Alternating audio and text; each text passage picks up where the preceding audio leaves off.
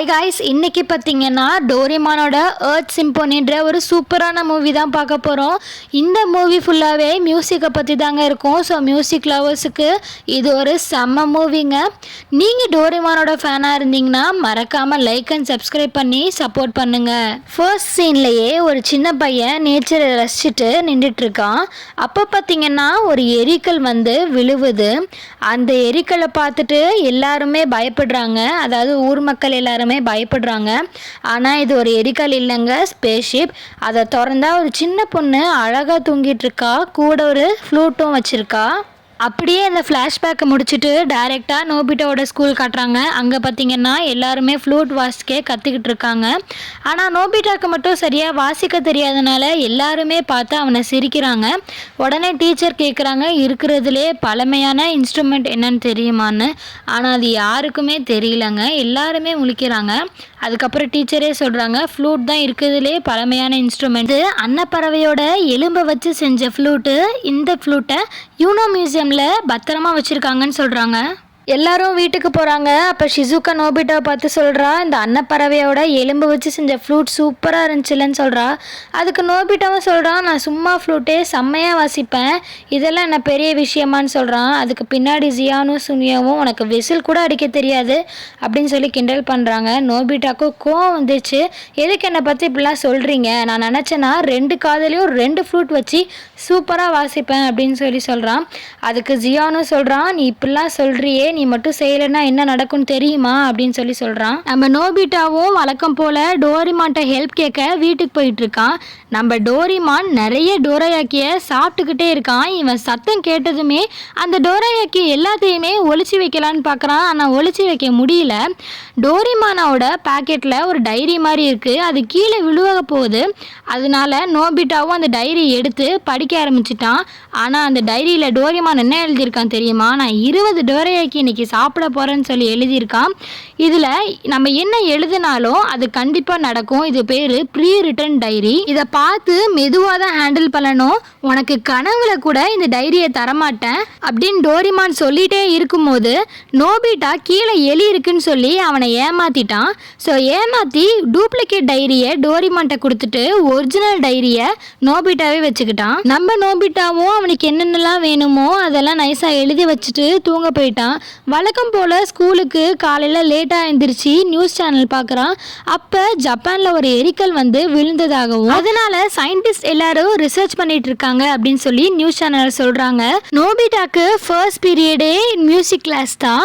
Music class start பண்ணும் போதே ஒரு சார் வேகமாக வந்து இன்னைக்கு உங்களுக்கு லீவு, நீங்கள் வீட்டுக்கு போகலான்னு சொல்லி அவங்கள அனுப்பி விட்டுறாங்க. அது மட்டும் இல்லாமல் ஃபர்ஸ்ட் பீரியட் உங்களுக்கு ஃப்ரீன்னு சொல்லி ஸ்டூடெண்ட்ஸ் கிட்ட சொல்லிடுறாங்க. நம்ம நோபிட்டாக்கு இப்போ தான் ரொம்ப ஹாப்பியாக இருக்குது, அவன் நினச்சது நடந்துருச்சுன்னு. அதே டைமில் ஜியானுக்கு ஒரே பல்லு வலினாலையும் எந்த பாட்டும் பாட முடியாமல் ஆயிடுச்சு. நம்ம டோரிமானும் இன்னைக்கு 50 டோரையாக்கி கிட்ட சாப்பிடலாம் அப்படின்னு சொல்லி அந்த டைரியில் எழுதி வைக்கலான்னு எடுப்பான். ஆனால் இது பார்த்தீங்கன்னா அவன் நினைக்கிற அந்த டைரி கிடையாது, நோபிட்டாவோட சாதாரண டைரி தான். இவன் ஷாக் ஆகிடுவான். அதுக்குள்ளே நோபிட்டாவோட அம்மா வந்து கூப்பிடுவாங்க, இங்கே வா எனக்கு ஹெல்ப் பண்ணு, எந்த மியூசிக் சேனலும் ஒழுங்காக வர மாட்டேங்குது அப்படின்னு. எல்லா மியூசிக் சேனலும் பிளர்ராக இருக்கும். அதே டைமில் பார்த்தீங்கன்னா அந்த சாம்பிளுக்கு வச்ச எரிக்கலுக்கும் உயிர் வந்துடும். அந்த சாம்பிள்ஸ் எல்லாமே ஜெல்லி ஆக்டோபஸ் மாதிரி உருமாறிடும். நோபிட்டாவும் வழக்கம் போல் ஸ்கூல் விட்டு வந்துட்டு இருக்கான். அப்போ நம்ம டோரிமான் வேகமாக அவகிட்ட இருந்து சண்டை போட்டு அந்த நோட் புக்கை வாங்கிடுறான். நோபிட்டா சொல்கிறான், இன்னைக்கு ரொம்ப சந்தோஷமாக இருக்கிறேன், என்ன நினச்சது நடந்துருச்சு, இன்னைக்கு மியூசிக் கிளாஸு இல்லைன்னு. அப்படி என்னதான் இவன் டைரியில் எழுதியிருக்கான்னு பார்க்கும்போது மியூசிக் இல்லாமல் இன்னைக்கு நான் சந்தோஷமாக இருந்தேன்னு எழுதியிருக்கான். நீ லூசுத்தனமாக பண்ணனால இந்த உலகத்தை விட்டு மியூசிக்கே அழிஞ்சு போச்சு அப்படின்னு சொல்லி டோரிமான் சொல்கிறான். ஆனால் நோபிட்டா அதனால என்ன அப்படின்னு சொல்லி அதோட சீரியஸ்னஸ் தெரியாமல் சொல்லிட்டு இருக்கான். அதனால யாருனாலையும் மியூசிக்கே பாட முடியாமல் பாடுற மியூசிக்கவும் கேட்க முடியாமல் ரொம்ப கஷ்டப்பட்டுட்டு இருக்காங்க உலகத்தில். உடனே நம்ம டோரிமானும் இதெல்லாம் சரிப்பட்டு வராது, இந்த பேஜை நம்ம கிழிச்சிடலாம் அப்படின்னு சொல்லிட்டு அந்த பேஜை அவன் கிழிச்சிட்டான். கிழிச்சதுக்கு அப்புறம் தான் எல்லாமே நார்மல் ஆகுது. அதாவது எல்லாருமே நார்மலாக பாடுறாங்க, எல்லாருமே பாடுறதை கேட்குறாங்க. உலகத்தில் இப்போ தான் எல்லாமே நார்மல் ஆகுது. டோரிமானோ எல்லாத்துக்கும் டிவைஸை நம்பியிருக்காத, சொந்தமாக யோசி அப்படின்னு சொல்லி அவனை திட்டிட்டு போயிடுறான். அதுக்கு நம்ம நோபிட்டா ஒரு ஃப்ளூட் எடுத்துகிட்டு வந்து ரிவர் ஓரமாக வாசிச்சுட்டு இருக்கான். அவன் முன்னாடி ஒரு பொண்ணு வந்து நிற்கிது. அந்த பொண்ணு என்ன பேசுது அப்படின்றது இவனுக்கு புரியலை. அந்த பொண்ணு ஒரு ஃப்ளூட் கொடுத்து இதை நீ வாசி அந்த மாதிரி இந்த பொண்ணு சைட் லாங்குவேஜில் சொல்லுது. இவனும் வாசிக்கிறான். வாசி அந்த பொண்ணு அழகாக பாடுது. அந்த பொண்ணு பாடுறதை பார்த்து மெய் மறந்து அந்த பொண்ணே பார்த்துட்ருக்கான்.